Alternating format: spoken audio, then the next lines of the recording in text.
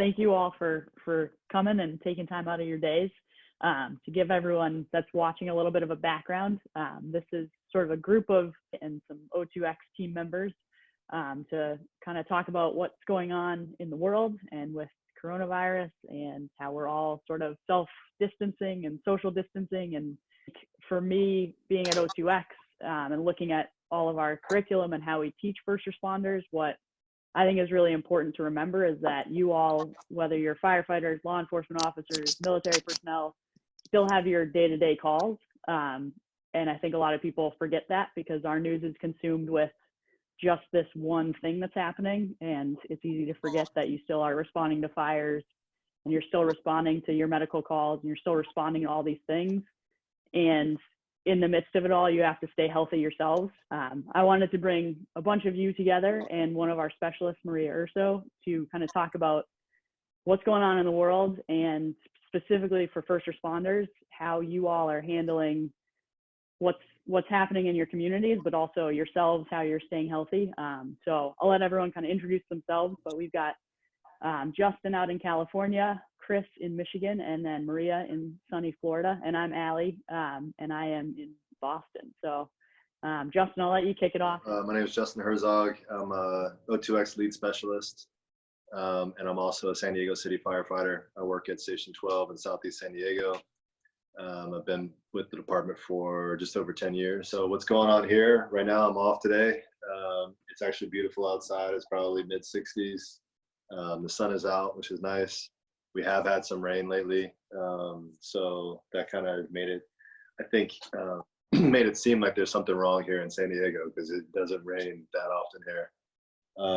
But overall, things are really quiet. The restaurants and bars, for the most part, have shut down. All the bars have shut down, but very few restaurants have stayed open. San Diego has basically been not quite on lockdown, but everything is a lot quieter than it usually is. And then as far as how work is going, people are still calling 911. I think that what we've noticed is that it's been a lot slower than what we anticipated. Fewer people, I think, are calling for what they used to think was an emergency, and now they're calling when they actually have an emergency. That's what I'm noticing. That's what I've seen the last 7 or 8 days, especially the last few days. I think as things have kind of progressed and gotten a little bit more serious, I think that everybody's kind of taken note to that, and I think maybe they're afraid to go to the hospital if they don't absolutely have to. Not quite sure why that is, but we're still running fires, traffic accidents, our normal emergencies that we're running, but I'm noticing fewer medical emergencies than normal. So, Chris, how's life in Michigan treating you? We have seen a decrease in call volume, like Zog said. I think people are hesitant to call for what they probably considered an emergency a few weeks ago, and they've realized maybe to think twice. We have U of M on campus here, so we've actually, not we, but they've sent all the students home, so we've really had a reduction in call volume with students. All of our restaurants closed, I think, 2 days ago at about 3 p.m. You can still do some carry out around here by my house.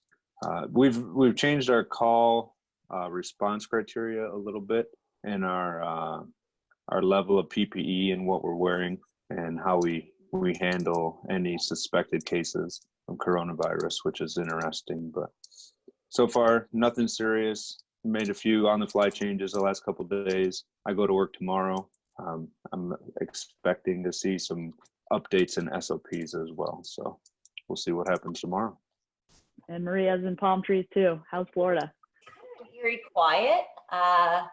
For the most part, the only reason why something is going on is because at 7:30 a.m. when they open the supermarkets, there's lines.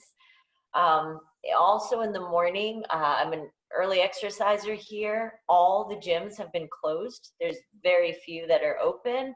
And because it is warm, most people are exercising outside, which I love to see, but it's actually interesting because it's so crowded in the morning. You know, we have this main beach road, and between the cyclists and the bikers, and everyone's illuminated with their lights, so they are outside then.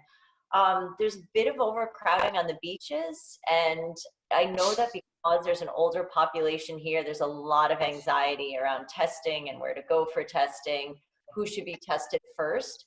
I've heard tension, just, you know, from a public standpoint, there's just been a lot of tension in the supermarkets, you know, people feeling like they're not getting what they need, whether it's nutrition or supplies, and, you know, just the way they're addressing people. Professionally, in addition to O2X, I travel a fair amount for my regular role, and I've just been acutely aware because I'm in the pharmaceutical and the drug development industry, and almost all industry has shifted their focus to do something related to this virus, whether it's producing products, whether it's changing the scope of a clinical trial, whether they have the throughput to do testing in their labs, you know, whether they were diagnostic in another end. So there's been a lot of buzz around that. And, you know, all the pharmaceutical companies have pulled their field teams out of the field. You know, they don't want them in and out. So that's probably the biggest thing from my day to day. I normally do video chats and, you know, video interactions. So this part is not abnormal for me. Similarly to Maria, it's like in Boston, people are outside. It's actually it's nice to see people getting actually outside and sort of away from people, but definitely comes with a lot of shift of normalcy. And so hopefully we can kind of talk through that. I think one thing that I've heard from first responders is, if I didn't make healthy choices beforehand, why start now? And so I'm curious from all of your ends in terms of like what you all are doing. You're especially for the firehouses, you all are still living and cooking and doing everything sort of communally in some ways, but what strategies are you all kind of putting in place to maintain? Well, what we've been practicing at work is, you know, kind of going along the lines of the article that I wrote about controlling the controllables. That we are getting inundated with so much information from the news, from our senior staff that's making executive decisions about our safety, about protecting us from exposing each other, from exposing our families, from, you know, being exposed by the patients and the citizens that we're serving and all that. And there's so many things that are being thrown at us. There's a lot of still unknowns about where we're headed and, you know, what the future holds for this virus. So we've just been trying to focus on what we can control. Like Chris had mentioned, we have changed our PPE for calls. So when we run on a call with a suspected coronavirus patient, or even somebody that has symptoms of that, we are now including things in our PPE that we normally wouldn't. We're wearing N100 and N95 masks. We're making sure that we have our glasses on, our gloves. Sometimes we're wearing a gown, or we're wearing other protective clothing just to like protect us from coming into contact. And we're also changing the way that we interact with the patients. Instead of all four, in San Diego, we have 4 people in every engine or truck, and at least 2 people on an ambulance. So that's 6 people that are going to provide care for a medical emergency. And in our cases, what we're doing is only one of those people will, I guess at the minimum, only one person will actually go inside of the person's home to make contact, and we'll do everything we can to bring the patient out. And that is, we're not withholding care in any way, shape, or form, but if they can help us, we're asking them to help us so that as few of us can get that are going to be exposed will be exposed. We can control making sure that we have our PPE on. We can control deconning after the calls. We can control how we're interacting with the patients. So what we're trying to focus our attention on is, okay, what can we do to prepare ourselves and protect ourselves, both at the station, on and off duty? But some things are out of our control. We can't worry about that. We can't worry about the next call. We have to focus ourselves on staying in the moment, being prepared as prepared as we can. And then when those calls come, we take it as it comes. Being on the front lines makes us susceptible. And we're taking as many precautions as we can. But the main thing that we're trying to focus on with everything that we're doing is to control the controllables and not worry about the things that are completely out of our control. We're trying to educate people to call 911 when they actually have an emergency, but that's a very relative thing to most people, and a lot of people are freaking out and they don't really understand what an emergency is. So when they call us, we respond, and we do our best to protect ourselves, but also provide the care that they need. There's a lot of other things, as far as like at the station with our eating and our, we're washing our hands, like, I don't know how many times, but all the time. We're trying to exercise. We're trying to, the firehouse is always, we're just, joking all day long, busting each other's balls and all that. So, that is continuing, and that's probably more so now than before, just to try to keep the mood light. But for the most part, we're just trying to stay in the moment and not get caught up in fear of the unknown or worried about what's going to happen. That's the nature of our job. It happens right now. The tones drop and we go respond. We're just a little bit more, I would say cautious and focused on protecting ourselves, maybe more so than we usually are. Yeah, I think Zog said it best, is we're really trying to stay in the moment and not think ourselves into situations that haven't even happened yet. And I find that my firehouse, we're really doing thorough inspections in the morning, making sure all our gear and our PPE is in order. We're trying to find our routines that we usually stick with, cleaning the house, cooking, shopping. We have been shopping. We tried to do some shipped stuff where they ship it to us, but you're looking at almost the next day if they even offer it anymore. So that's not quite an option. But handling all the controllables, like Zog said, prior to necessary, it really helps reduce stress. It gives us the time to take a breath, sit down, and not have to think about being busy. And it sounds like his responses for his area is the same as ours. We've reduced to cardiac and respiratory arrest, full PPE, eyes, gloves, face mask, and Tyvek suit. Everything's just kind of changed, and our awareness has definitely stepped up. We've become hyper aware, and I would say most likely this is how we should be most of the time with our own personal safety. But because of this invisible virus, I think everybody's being hyper aware, and it's pretty positive, I would say. I just, like Zog said, staying in the moment and not worrying about things that haven't happened yet. But if you can control things that affect it, then by all means, start doing that. I like what both Justin and Chris said about routine. Both people touched upon routine, and this, going back to O2X, the tiers of eat, sweat, thrive. And in Thrive, when we focus on mindfulness and the things that you can do, and there's just something so comforting about routine.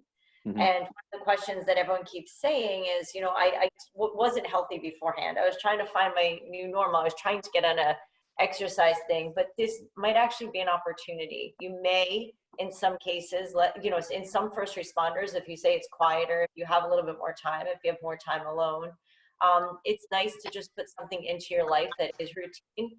I have to say that I've found remarkable solace here. Like, I feel like taking that in the morning to ground myself through some sort of routine, and for me it does happen to be exercise, has really helped a lot. And kind of being, because people are going to look to us, and they are looking to you guys throughout the day to not only save them from a health perspective or an emergency perspective, but you also become like a listening ear. And so taking that time for yourself is more important than ever right now. I think most of us see it more as an opportunity for things like that, and less as no matter how challenging things are and serious they are right now, I think for the most part, people, first responders, or at least the firefighters that I'm working with, we're not looking at this as a burden. We're looking at it as a challenge that we're going to get through. We're going to get through this. We're going to figure it out. We're going to continue to help people. We're going to continue to protect ourselves and help ourselves.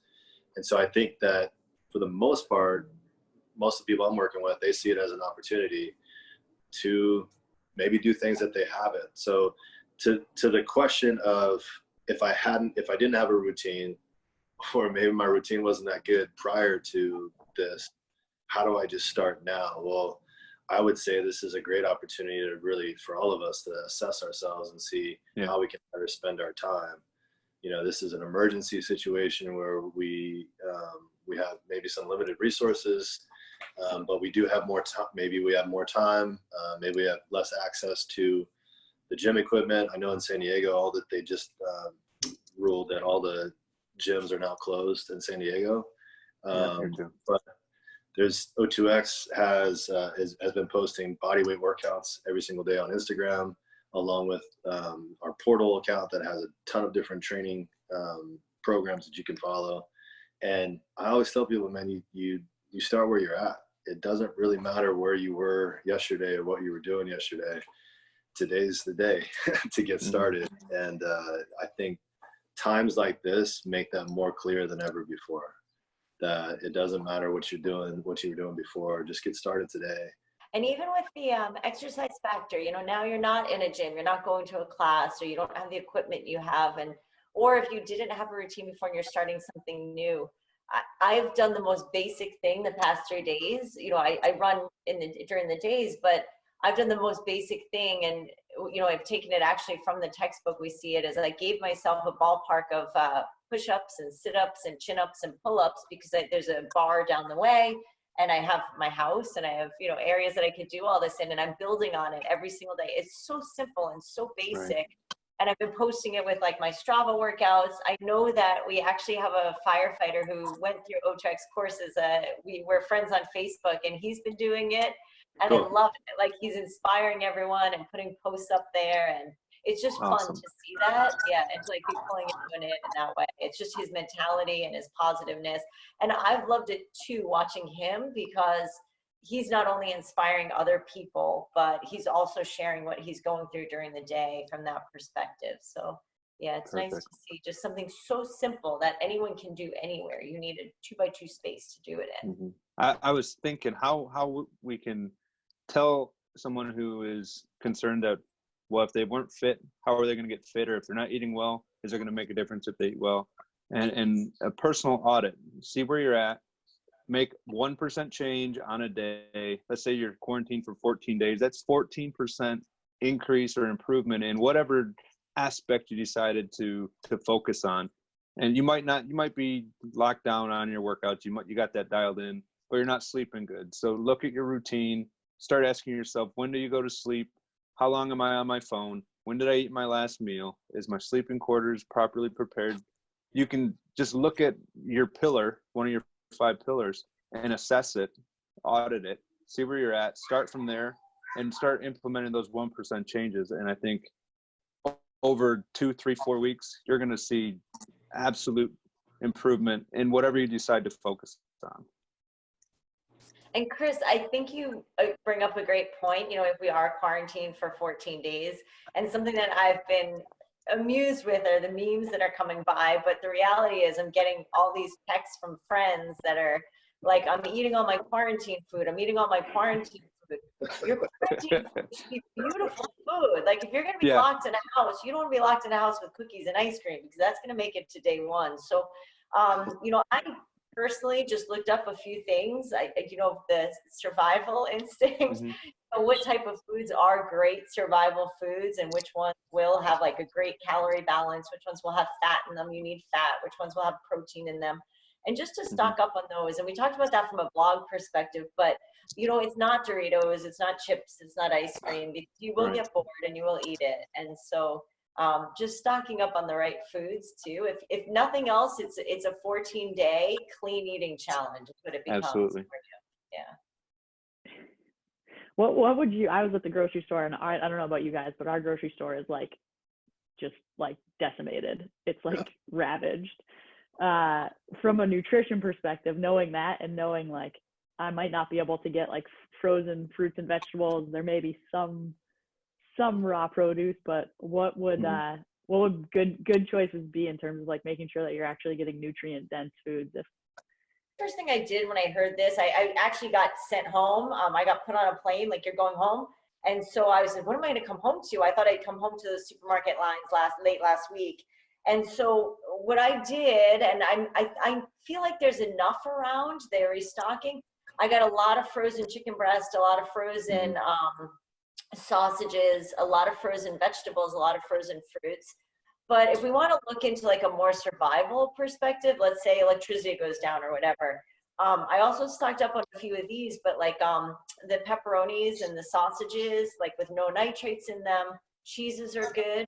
I know that I wouldn't recommend that on a day-to-day basis, but if you are in a situation where you need protein and fat and salt, that's the stuff that's going to keep your immune system strong. I know this sounds crazy, but rice and beans are fantastic. So, and they're not too expensive, and it's not the worst thing for you to invest in if you never end up using it. So a lot of rice and variety of beans.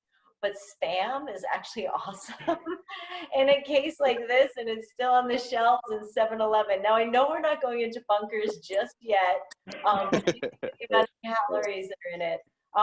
There are some camping foods that are great, and they do provide fantastic nutrition, but they're actually pretty much back-ordered if you look and you try and order them. So it's really going into the store and putting your nutrition hat on and thinking what has protein in it, and what has fat in it, and what has fiber in it, and just trying to get those things and stock them up in your house. That's good advice. The stocks are bare, all the processed food's gone, all the white bread's gone. You walk over to the bread counter or the bread shelf, and there's nothing left except multi-grain, highly dense wheat bread. It's what we buy anyways. So we're winning. I mean, there's just fruits and vegetables and some protein, and it's all that's left. All the processed foods are gone. Yeah, and you can get that. I mean, get bananas, cut them up, freeze them. Get grapes, freeze them. There's grapes everywhere. There's bananas everywhere. There's blueberries. So definitely do that and get that stuff. I was laughing because I said, "Oh, everything I buy is here. It's still left." Yes, that's what we said. I know that, Allie, what you and I, we talked about beforehand was, what about right now, just like from an immunity standpoint and some things to do? And I just find there's a lot of myths out there. And so I do get a lot of science throughout the course of the day from different, science things that I follow, different journals that I follow. And it's really fascinating. One frustration I've seen from people is, why aren't we hearing more about vaccine development? And the truth of the matter is it's really difficult to create a vaccine. From something as simple as, it going to be cell-based or egg-based? If it's egg-based, we need millions of it. It's such a daunting undertaking. And then you have to test it to see if it works. Those studies are ongoing, and they are taking place. They are looking for volunteers for some of them. So it's really just kind of looking from that perspective. But from a more practical standpoint, eating, a lot of people I feel like are like, oh, let's just, drink and have these, instead of hurricane parties, let's have quarantine parties. Anything that's going to break down your immune system is just a bad idea. So absolutely not getting enough protein, not getting the vitamins that you need, drinking. And one thing that I am just shocked at, especially down here, is vaping and smoking. Right now, this is a respiratory illness. This is where the virus is going to come in, and it's going to infect in that respiratory system. Anything that you do to compromise that area is going to put you at a higher risk, because you're going to be less able to fight it off from a barrier perspective. So one final myth is, there was a myth going around about ibuprofen. It came out of France, from France, where they were saying, like, something came out that someone took ibuprofen and it caused the disease to get worse. And that it's probably better to take an acetaminophen or a fever reducer, which is accurate. But ibuprofen will not harm you, and it will not make you more susceptible to the disease itself. We don't have any data to support that one. I had heard that myth too. Thanks for dispelling that. Well, I know in San Diego, what we've run into is most of the grocery stores, like Chris mentioned and you mentioned, Maria, still have a lot of healthy stuff. But when we're cooking, like at my house, at my firehouse, we cook for at least 9 to 11 every single day. So it's often, and we're also cooking on a budget. So it's often hard for us to pick the healthier stuff. So we're doing our best to make it work. Are there any hacks? Do you have any hacks for, I guess, how to make healthy food on a very low budget. What do you got? Yeah, truthfully, frozen chicken, rice, Yeah. beans, like it is, and it's good. You put the right seasonings in there. You just get a variety of different beans. You use brown rice to add some sweetness to it. That is a calorically dense, high protein, high vitamin meal. Um, in this time, and you know, we were planning a little quarantine, less than 10 people get together for Friday. And one of the things we said was, you know what, eat at home and or bring your own food, because the problem is any respiratory secretions is going to carry the virus. And I know this isn't the time, and I know it's the culture at the fire department, but if you are someone who likes your food and wants to prepare your food, maybe even encourage that right now. It might be higher nutrition quality, and there's less of a risk of someone touching the serving spoon, using their fork to their mouth. You're talking to each other while you eat. Mm-hmm. So now, you know, the way that we transmit the virus is now going onto your hands while you're eating, and then you touch a serving spoon again. So from that perspective, like meals en masse are not the greatest thing. So if it's a time that maybe the guys do and girls just bring, you know, work from their food from home, that might just be a time to do that right now. We've also had a number of restaurants that have actually been promoting like discounts to firehouses, to first responders, not just firefighters, but any first responder, any medical personnel. We've had some restaurants that are now basically like coming up with like catering plans for shift workers that don't have the same access to grocery stores, or, you know, because of our hours or whatever it is. So that's been very cool to see a lot of restaurants stepping up, which I think can make it a little bit easier if they're putting together sandwiches, and we just have, you know, everybody has their own sandwich that's already put together. And we're also fortunate the food hasn't run out. It's not like there's nothing there. And so we're doing our best to kind of make better choices. Maria, what recommendations do you have for drinking, like right now? Obviously you talked about, you know, limiting our alcohol intake, but what else can we drink that's actually good for us? If like for the soda drinkers out there's a lot of firefighters that drink soda. They don't want to stop right now. Is there a healthier alternative, or do you have any ideas of what we can be drinking? You know, staying hydrated is probably one of the best ways to fight off, like just a natural way to fight off, again, just as I said, like by irritating your membranes and your esophageal path or your trachea. Staying hydrated is huge. It's such an important factor. And really the best way to do that is water, clear juices. I know it's very expensive, but a lot of juice bars that, you know, you have ginger and cayenne and turmeric and all these immune fighters in it, they're offering curbside pickup, but they tend to be really expensive. But if it's someone who's like, I don't like water and I want a taste to it, or you can make a lot of those on your own. So a water base, and, you know, using spinach or carrot or ginger to create that extra flavor to it.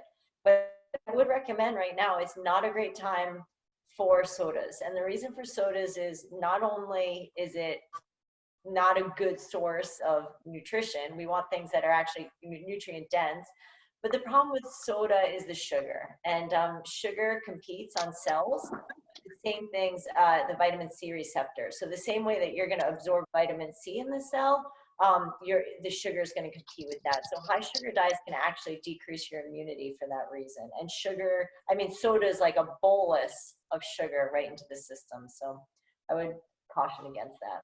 And same with like strong juices. What about supplements like Emergency or Liquid IV, or any of those, like, you know, advertised immune boosters that you'll find at grocery stores or Costco or whatever?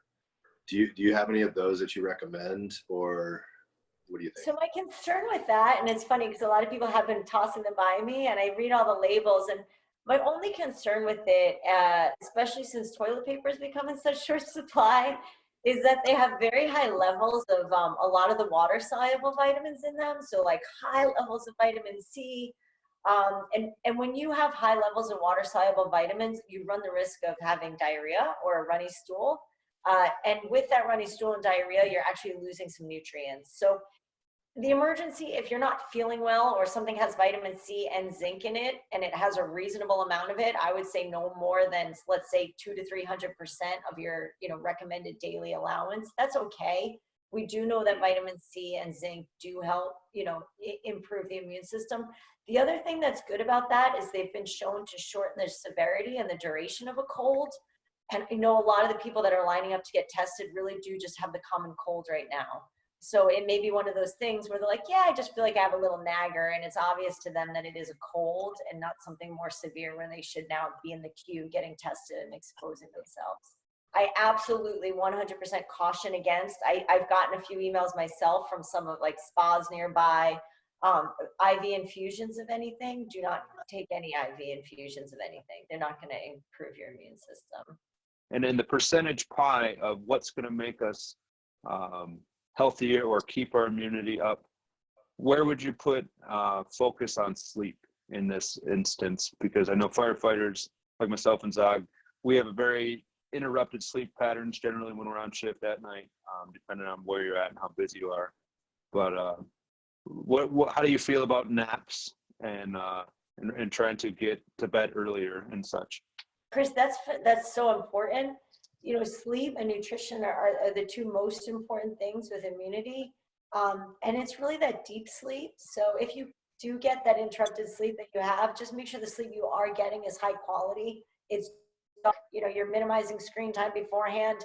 It's cool. 66 to 68 degrees is ideal for getting into that deep sleep, and really sleeping when you can, and making sure that you do rest your body. And if you can't actually lay down and close your eyes and go to sleep, take some time to rest and allow your body to rest, where, you're simply either lying down, you're putting your feet up, and you're just letting yourself get quiet. And the rationale for that is because it keeps those cortisol levels and those stress hormones lower. Same thing with having restorative sleep, because once those rise, the immune system goes lower and our ability to fight off infection goes lower. So anything you can do to keep the body in a restful state when you can is going to be important. I think we could probably all talk for days on this stuff, but before we end this, I think Chris mentioned it earlier, but our 1%, and kind of no matter what your situation is or where you're starting, there's always something you can do 1% better tomorrow than you did today. So before we leave, would each of you mind sharing what your kind of social distancing, isolation, what your 1% is for this time? What I'm taking this time to stick to my programs and really work on my fitness and training, going through my trucks and making sure everything is tip top. But what I'm really doing that would be my 1% is making the time 30 minutes in the morning, 30 minutes before bed to do breath work, and really try and stave off any extra stress that I don't need, and keep my internal space gleaming, and try and keep that all moving well. Because if I'm doing good on the inside, everything on the outside seems to go better. All of that is really good, Chris. Like, just the mindfulness aspect is so important right now. Like we've been talking about staying in the moment and, handling life as it comes.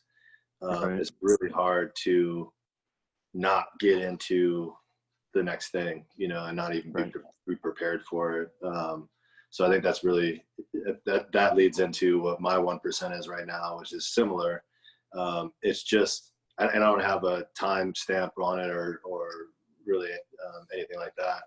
But every day I am trying to just take some time for myself with everything that's going on, turn the TV off, turn my phone to do not disturb, and just focus, like sit down with a pen and a piece of paper. I don't really journal normally. This is not my normal routine, but been trying to write down, what are my goals for today? What am I trying to accomplish today? And it could be in every single aspect. I want to eat one more vegetable than I did yesterday. I want to make sure I exercise, 30 minutes. I want to do some breath work, like there's all these different things that come up that are all a part for me of keeping myself mindful of what's going on and still productive, but not overwhelmed, and not caught up in the next thing that's going on. So Right. I guess my 1% is to kind of try to focus on taking some time for myself to set myself up for success for the day. And I'm going to add to that a little bit, something that helped me, because I went through the same exact thing, is really, and I don't know if it's a term, but monotasking rather than multitasking. I've abolished the idea of multitasking. It's doing multiple things really half-assed isn't very acceptable these days. So, and that, I like what you said, but really focusing in on one thing, losing myself in that task or that job really allows me to be in the moment and not try to think about things that haven't happened yet. So I really like what you said there. Yeah, and you know, for us, man, the tones drop and that changes everything. We could be in the middle of anything, making a meal, you know, meditating, working out, doing our laundry, whatever it is. I mean, when we're at the firehouse, we try to make it as close to home as possible. And so we're doing everything that we would be doing at home. We're just happen to be at work. Those tones drop and we're out the door and we're off into a total different mindset because now we have this problem that we have to solve. Taking the time to just focus on taking care of ourselves and preparing ourselves. And, you know, like you said, going through obviously we're going through all of our gear, we're deconning, we're making sure it's all good to go. We're still firefighters, we're still going to all this stuff. Right.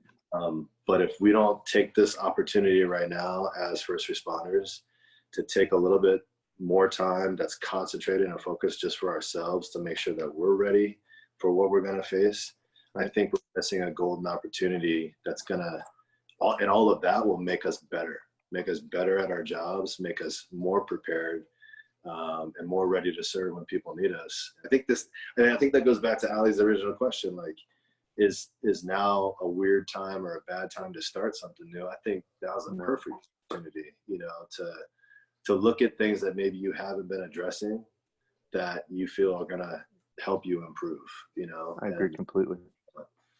Now, today's the day, you know, the future is very, very much up in the air about what we're going to be going through over the next, you know, weeks, months, whatever.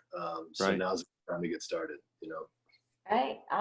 I'll sign off with mine quickly, but it's just to be consciously calm right now, and that my immediate reaction to everything is to go into a calm space, whether it's someone's reaction or someone's comment or just how I'm handling things. So I feel like I am always going 10,000 miles an hour and on the plane and the bus and the this and the that.